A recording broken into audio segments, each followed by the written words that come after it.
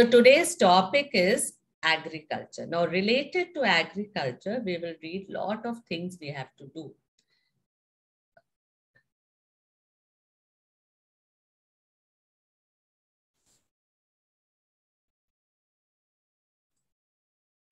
One minute, I'm not able to see this slide. Okay. So what are the learning objectives when we are studying agriculture? What are we supposed to learn? What are the children, what type of knowledge they will gain from this lesson? So first, we will understand the role of agriculture in our life, especially India. In India, even now, 2/3 of the people are involved in agriculture or related activities. So we need to understand how to develop agriculture and what is the role of agriculture in people's life. Then in this lesson, we are also going to understand about the major crops. What are the different types of farming and the agricultural practices which happen in different states. Then we should analyze the factors determining the growth of major crops. So what are the factors which help in the growth of these crops? All the main crops will take up like rice, wheat, pulses. And lastly, we will understand the interrelationship between the types of farming and development in different regions of the world.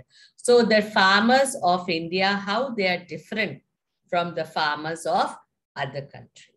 Now, while doing this, what is the pedagogy that we are concentrating on when we are doing this lesson? Of course, spatial, visual, experiential learning is taking place.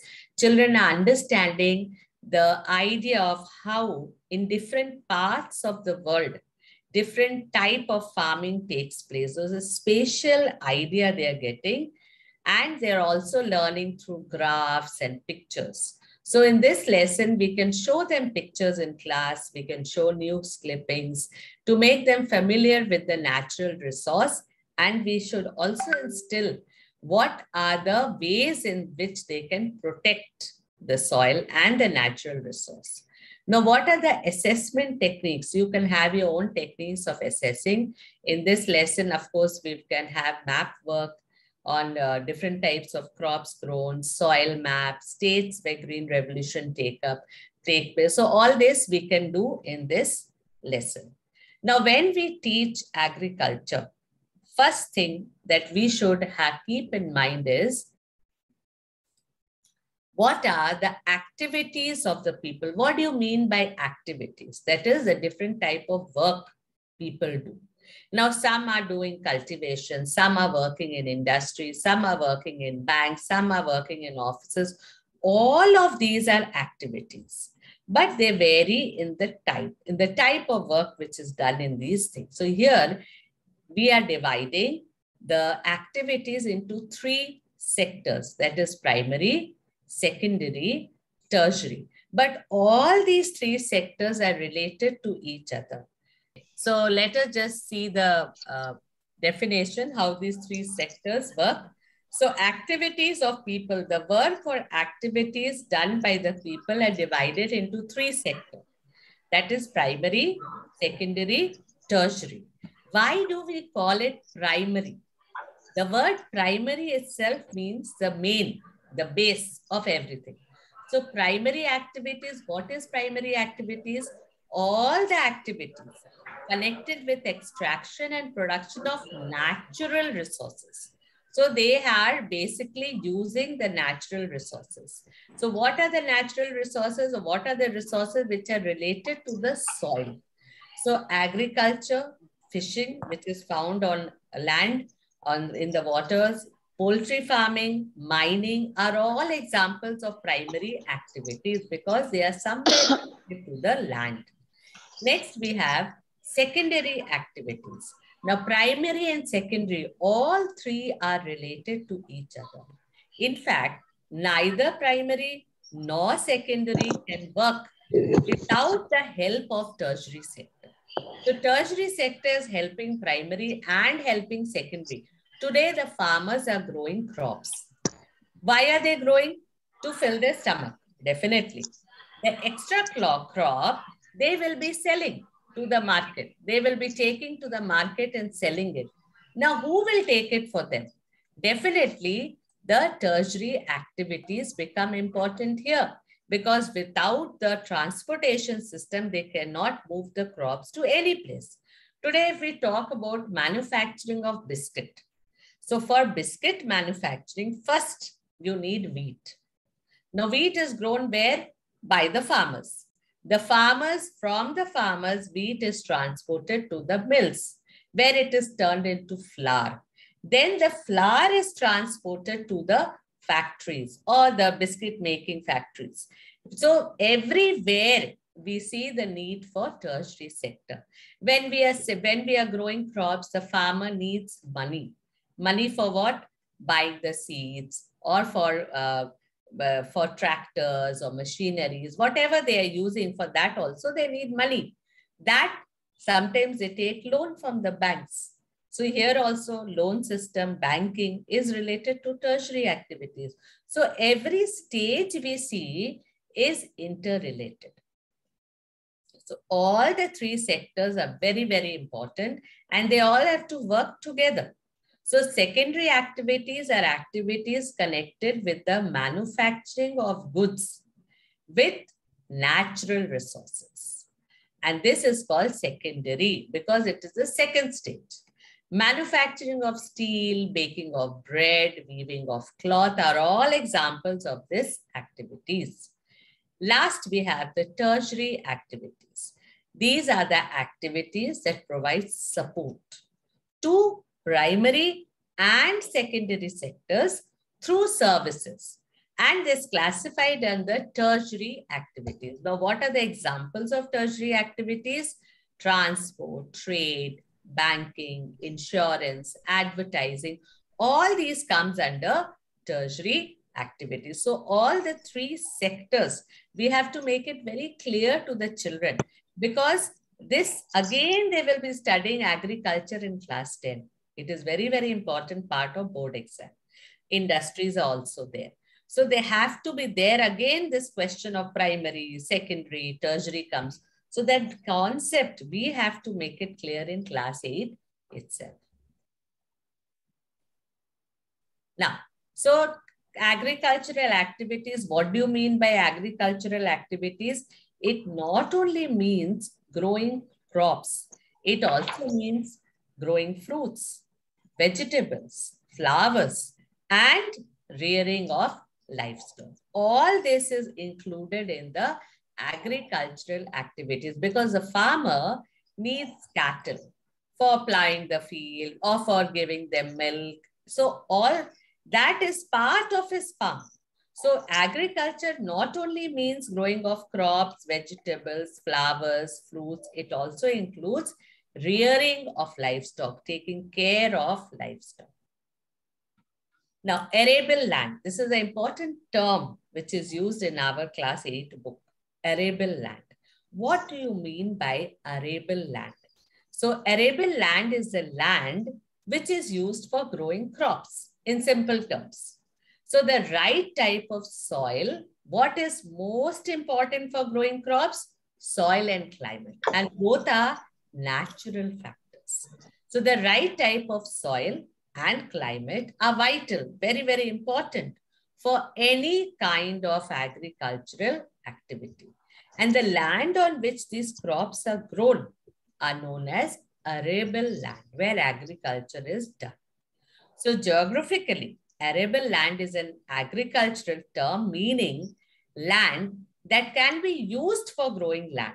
And on earth, 57.5 million square miles of land, approximately 7.65 million miles square, are arable.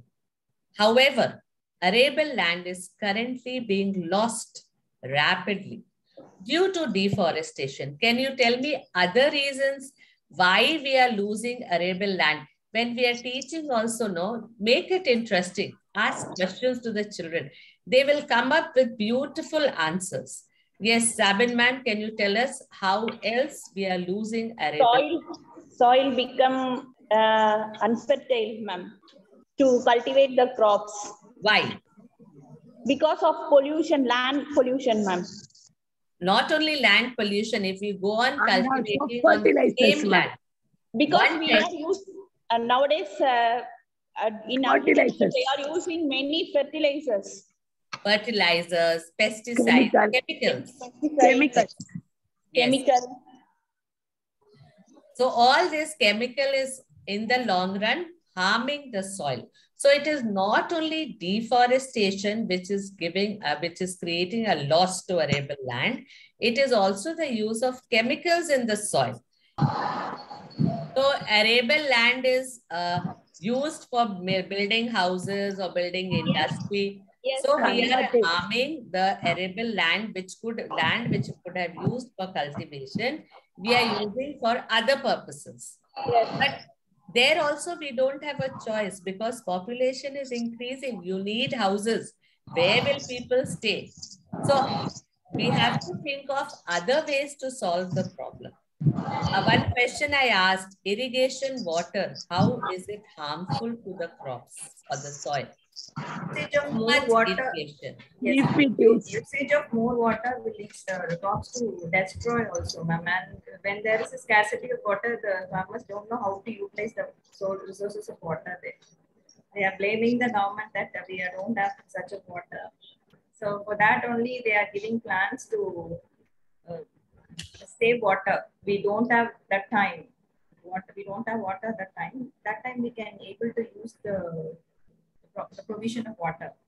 No, maybe the farmers don't have a place to store water. See, whenever government is giving them water, they are giving it in the land. Right? They don't know how to control it or how much to give. Planning is too much. Shortage of planning. Shortage of planning from the part of government also, not only farmers. But if too much water is given to the land, too much of water, of course, rice is a crop which needs water. They need stagnant water.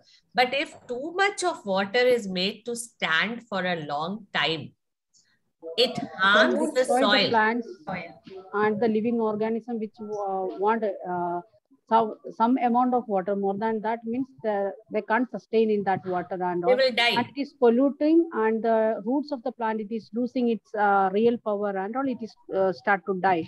Coming first, it will be yellow, then slowly it will die. So another problem, ma'am, alkalinity and acidity of the soil. If too much water is made to stand, the soil changes. The quality of the soil will change because water has a lot of salt in it. And that salt will harm the soil also. So all these problems, it is not only deforestation, other reasons are there in which arable land is losing its quality. Because, of course, we can't control increase of population. That awareness comes in a different way. People should be made aware. But besides that also, there are so many other problems which are leading to loss of arable land.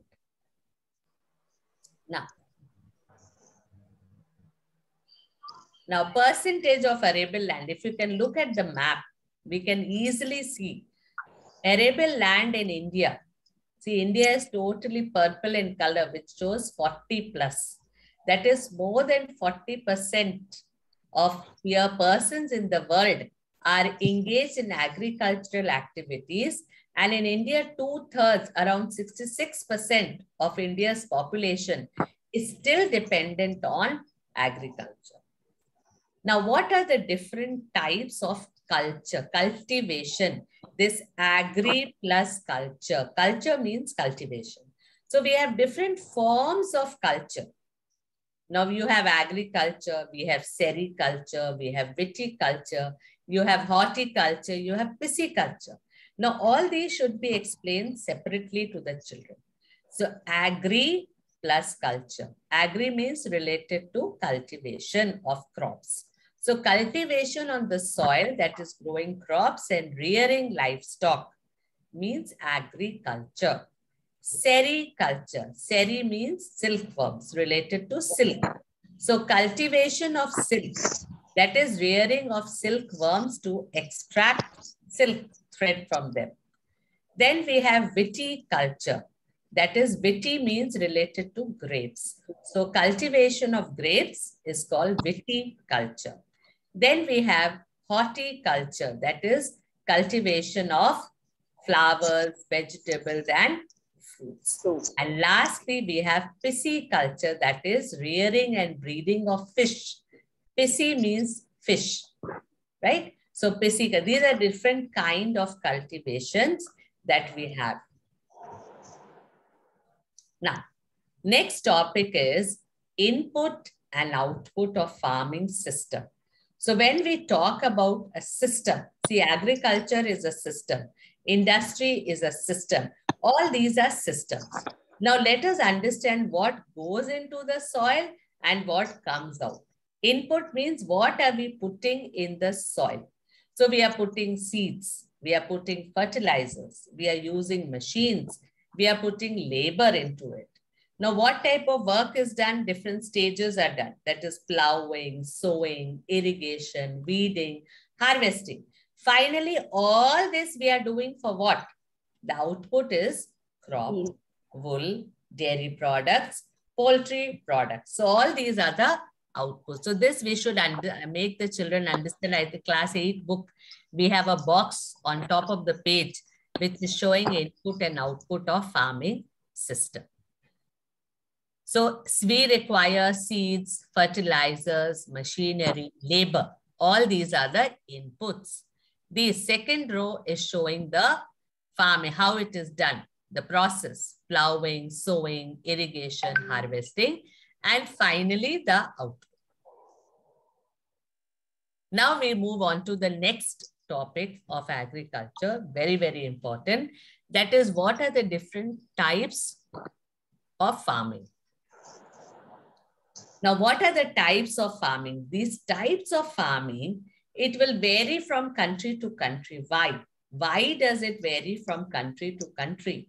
Because of the geographical conditions of that area, how much water is available, what is the type of soil, what is the climate, demand for the product. If there are a lot of people, demand will be more. So population is very important, labor available, and the level of technology. Based on this, we have different types of farming practiced all over the world.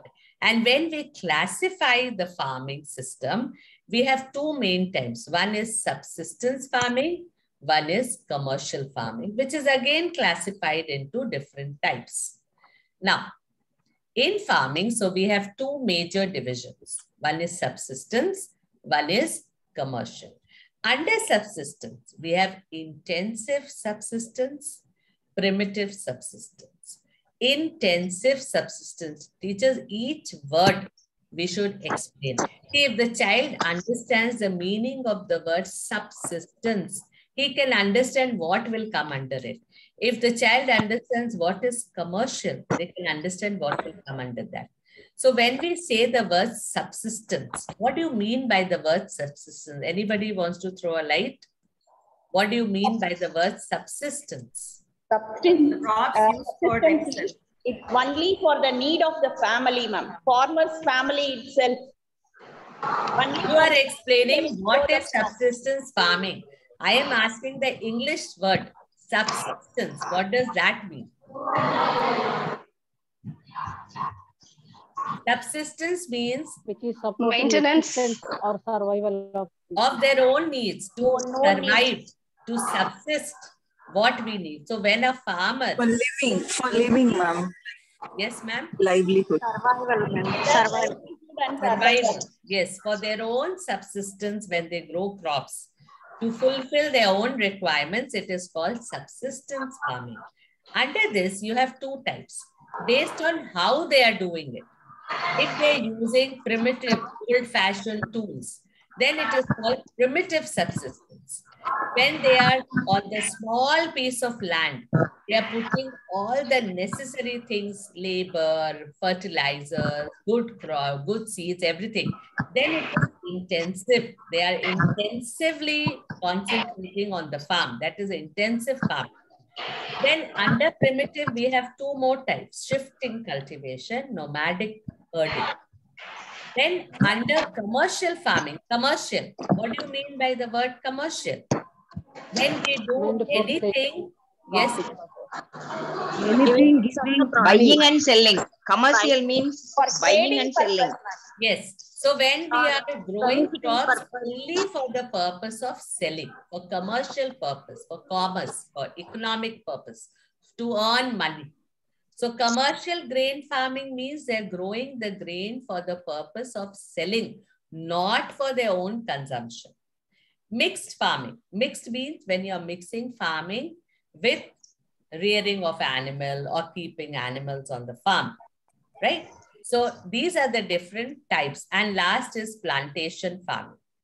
Now, subsistence farming, as we have already understood, subsistence farming is practiced to meet the needs of the farmer's family only. So they are only growing for their own subsistence.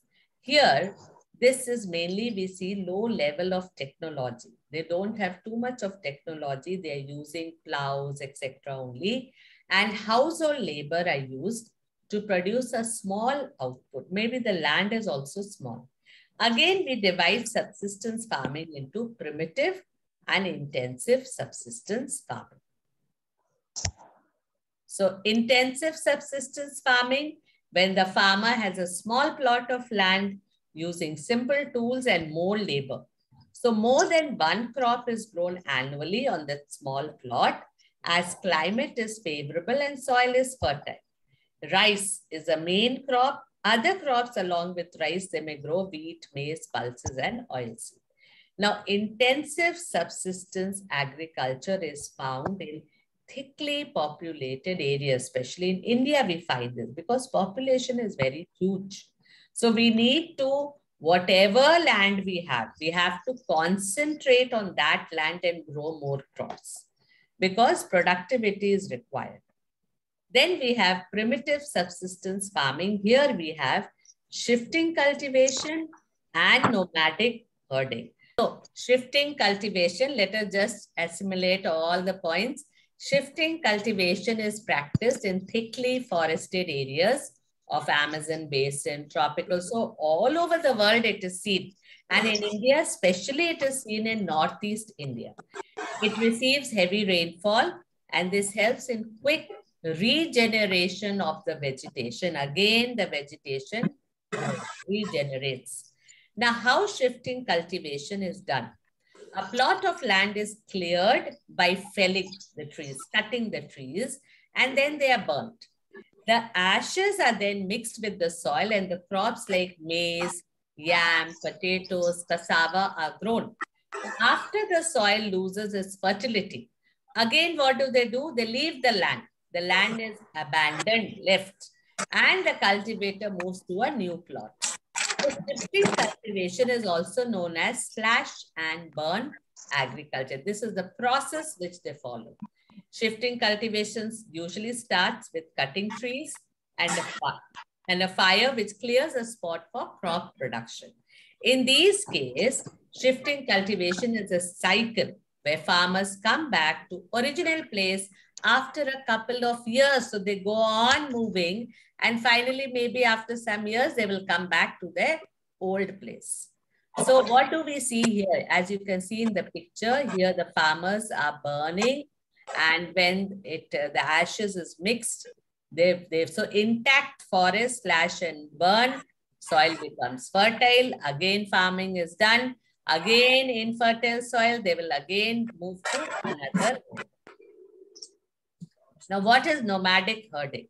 Nomadic herding is practiced in semi-arid and arid or dry desert areas of Sahara, Central Asia, and some parts of India like Rajasthan and Jammu and Kashmir.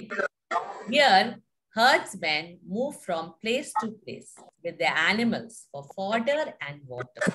So mainly they are moving. I request somebody is not muted. Kindly mute if anybody. Sendamre, ma'am. Okay. Ma'am, kindly mute. Sound is right. So nomads move from, they are also called nomads. Nomad means they don't have any house. They are moving from place to place. Why? The main reason is for fodder and water, for food and water. And they follow a definite route. So the nomads move from place to place due to restraints of the climate and land, because the land, they want more food, they want more grass, they're moving, and they also want water. So sheep, camel, yak, and goats are most commonly reared by the nomads. They grow, they take care of them. And these animals provide milk, meat, wool, hides, and other products to herders and their family, along with fertilizers also. Next, so in the drier parts of Asia, especially Southwest Asia, most rural people make a living by raising livestock. So they have especially dry areas where you can't grow crops. For them, the main way of earning money is to raise livestock. Now, many are nomads who move with their herds of animals over large territories and constantly seeking good supplies of grass and water. The people live simply and carry their tents and belongings. So they are carrying everything with them when they are moving. Since they are nomads, the house also moves with them. And they rear animals such as goats, sheep, camels, yak. Now, commercial, next topic, next type of farming is commercial. So subsistence we finished. Now we have moved to commercial farming. So commercial farming, here the crops are grown and animals are reared for sale. So their main purpose is to sell in the market. That is for commercial purposes. While in subsistence farming, what is the difference? The crops are grown mainly for farmers' family needs. So the area cultivated and amount of capital invested is large here. And most of the work done in commercial farming is done with the help of machines, because their purpose is to have lot of production to earn profit. Now, commercial grain farming, first type of commercial farming. In this, crops are grown for commercial purpose only, for selling only. Wheat and maize are commonly grown. It is mostly practiced in temperate grasslands of North America, Europe, and Asia. These areas are sparsely populated. Population is less compared to India. We can't think of commercial grain farming because of the high population which we have. So here population is less, farms are large, and they're spread over hundreds of hectares. Severe winters restrict the growing season and only a single crop is grown. The distinctive type of agriculture is known as commercial grain farming, and this was developed in US first. It is a type of agriculture that is largely dependent on mechanization. So machines are used, tractors are used, threshers are used, combined harvesters are used. These are different machines which they use it. It started with the invention of farm machinery in the early 20th century. Now, the use of machineries allows farmers to cultivate grains on a large scale. So even if the size of land is large, they can easily cultivate. Very less people are living there. So maybe the farmer with his family, there are only 4 of them, but then also they are cultivating huge farms. Mixed farming. Mixed means 2 of them are there. What are the 2 mixed ones? First, they grow food crops and fodder crops, and they also rear livestock. What do you mean by fodder crop? Crop that is grown for the livestock, for the cattle, for the cow, for the goat, for feeding them. This is practiced in Europe, Eastern USA, Argentina, Southeast Australia, New Zealand, and South Africa. Now, mixed farming is combining 2 independent agricultural enterprise. So you are growing crop and fodder crop, and you're rearing livestock. Rearing livestock for what? For selling purpose, for commercial purpose only. A typical case of mixed farming is a combination of crop enterprise with dairy farming, that is crop cultivation with livestock farming. Now, mixed farming may be treated as special case of diversified farming also.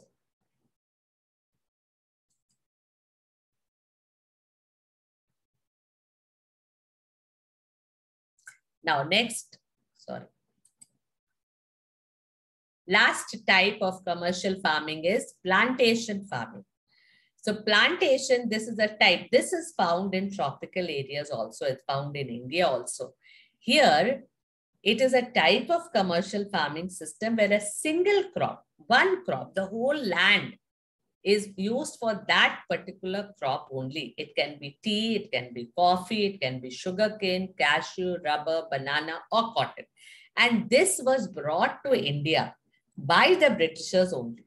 So large amount of labor and capital. Think about a tea farm, right? Tea cultivation. This plucking of leaves, they have to do with hand. Even after so much development, we have to still do with hand. So labor is required. So labor and capital, money investment is required initially. The produce may be processed on the farm itself or nearby.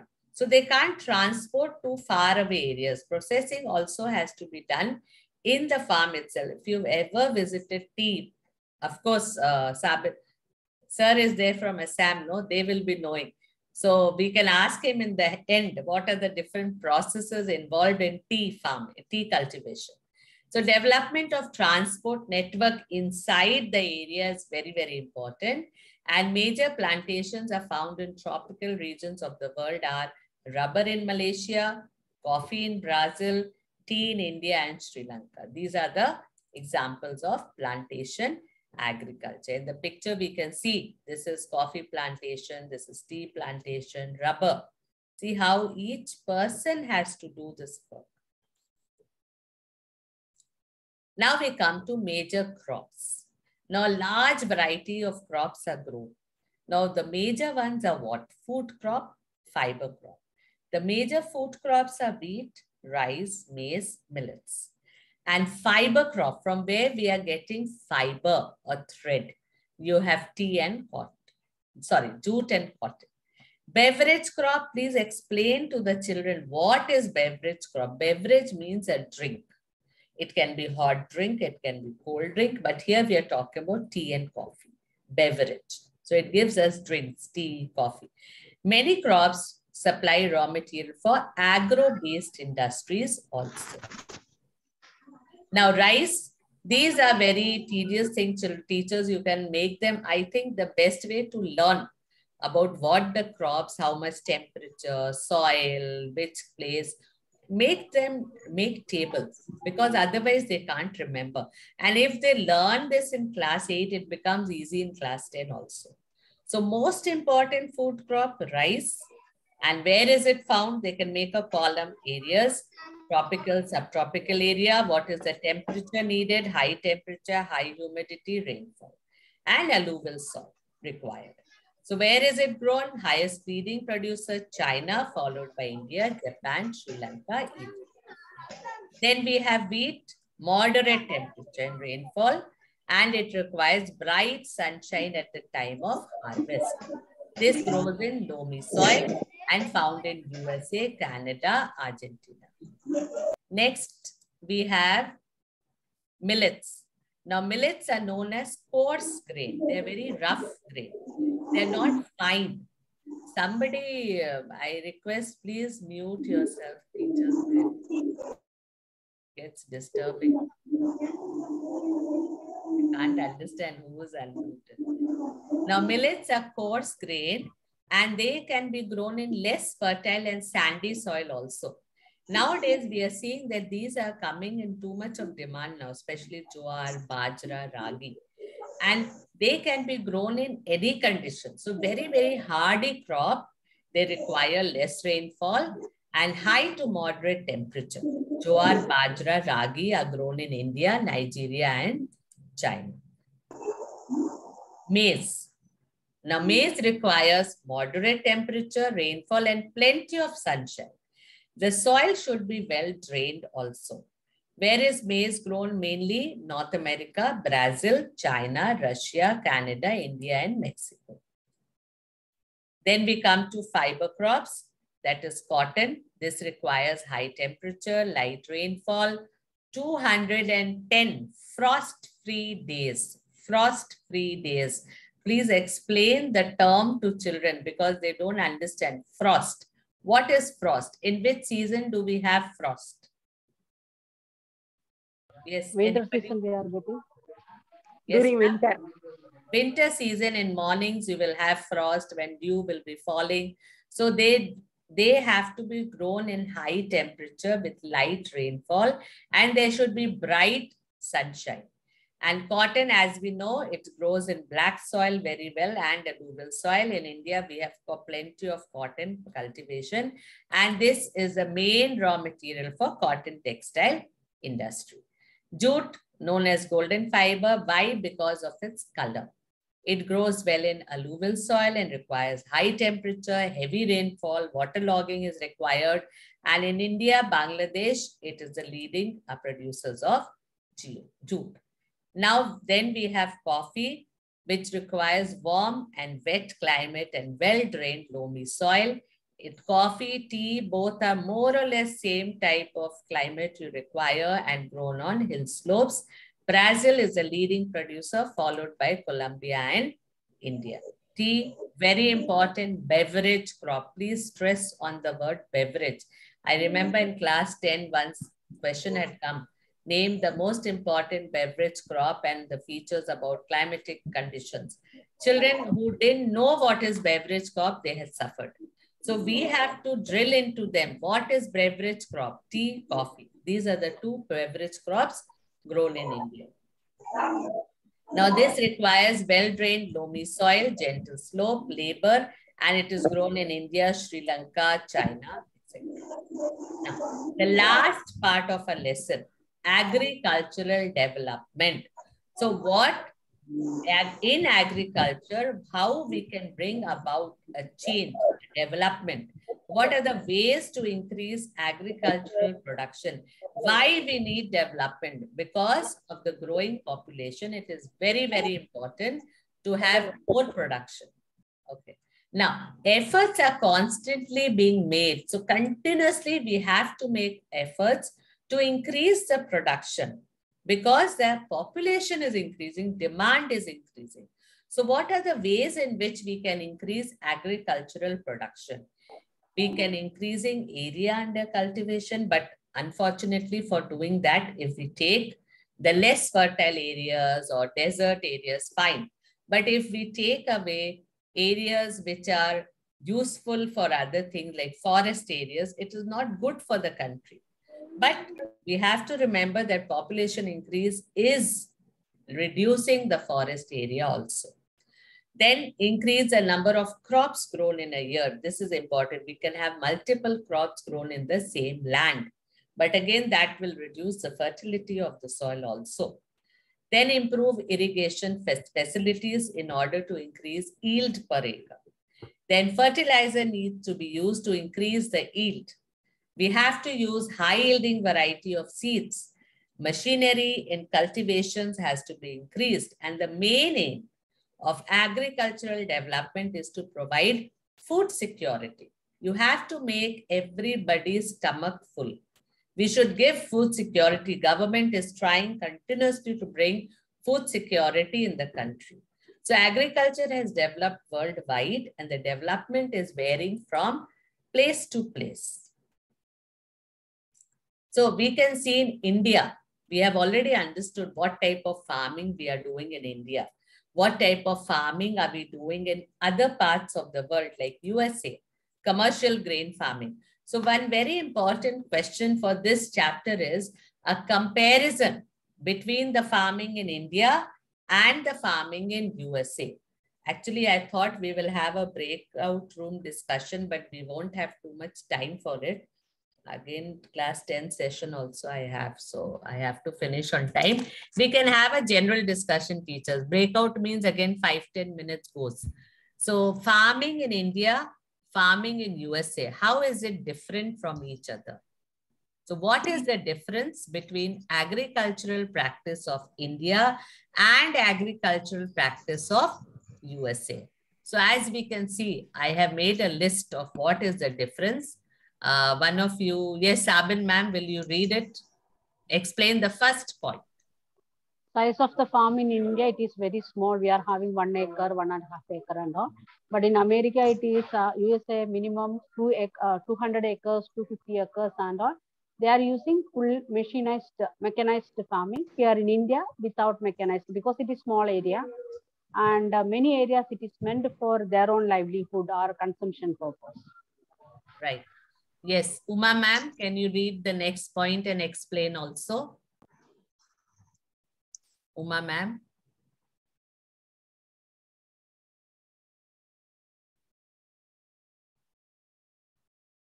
Uma ma'am. Ma'am, yes, ma'am. Yes, ma'am. Just next point, can you read and explain? Yes, Agricultural practice in India and USA, how they're different from each other. Okay, ma'am. All family members help in various agricultural practices. Production is for self-usage and hardly there is surplus. So hardly subsistence. there is Yes. any surplus. Okay, the family members will be engaged only in the farming work. They won't engage any other members or machines to cultivate. And they won't have much only for the production of their family only. Yes. And use of traditional methods of farming, use of machines limited. Here in USA, most of the work is done by machines. They will depend on machine work instead of manual labor. Manual labor is scarce. Scarce means very less and therefore expensive. Because they are using most machinery works, it will have a very expensive method. Right. And modern irrigation facilities are used. They using modern types of irrigation to water the field. Here we are following the traditional method of farming. Use of machine is limited. Right. Green revolution. Shall we go for that? I will tell next. Next, who's there? Mitali ma'am, are you here? Mitali ma'am from Assam. Yes, ma'am. Yes, ma'am. Can you read about Green Revolution, how it is helpful? Mitali ma'am, can you see the screen? Yes, it is helpful to us. Yes, ma'am. What is Green Revolution? How it is helping the agricultural practice in India? And what about the agricultural practice in USA? We are doing comparison, ma'am. How agricultural practice in India is different from how agriculture is practiced in USA. Can you please explain the Green Revolution point? Shall I, ma'am? Vitali, ma'am? Yes, ma'am. Yes. Can you see the screen? Yes, ma'am. Yes. Shall I? Or ma'am, it's okay. I will explain. So another thing we find in India is Green Revolution. So in Green Revolution, high-yielding variety seeds were used, and due to which agricultural production had increased many folds, means in large amount, lot of productivity increased, but it was again limited to some states like Uttar Pradesh, Punjab, Haryana. And farmers keep domestic animals like buffalo and hen in India for their own purpose, to give them milk, to give them egg. And in India, again, farmers do not have transport or storage facilities like the other countries. Thus, they sell their products in local market at very low price. But in USA, what do we see? Here, animals are reared on dairy farming and mixed farming is practiced. So along with cultivation, they're keeping animals to give them, to supplement the income also. And they are selling dairy products also. Fodder crops are grown also. In USA, again, highly scientific methods of agriculture are used. And regularly, they test the soil to know what is the fertility of soil, what type of crop will suit that soil. All these things we are not still doing in India. So we can see in the picture how Indian farmers are and how USA farmers are. See the difference. And moreover, one more point, ma'am. Yes, ma'am. Yes, they use satellite to watch the pesticides method. Yes, yes. Because it is a vast area, they cannot go and visit every day. So they use satellite method to spray, To spray. everything. Yes, Yes, yes. ma'am. They have huge areas. It's not like India where it is very Yes, easy to. 300 hectares like that. Yes, ma'am. Yes, ma'am. Thank you, ma'am. Thank you, Uma, ma'am. Right. So that brings us to the end of our presentation.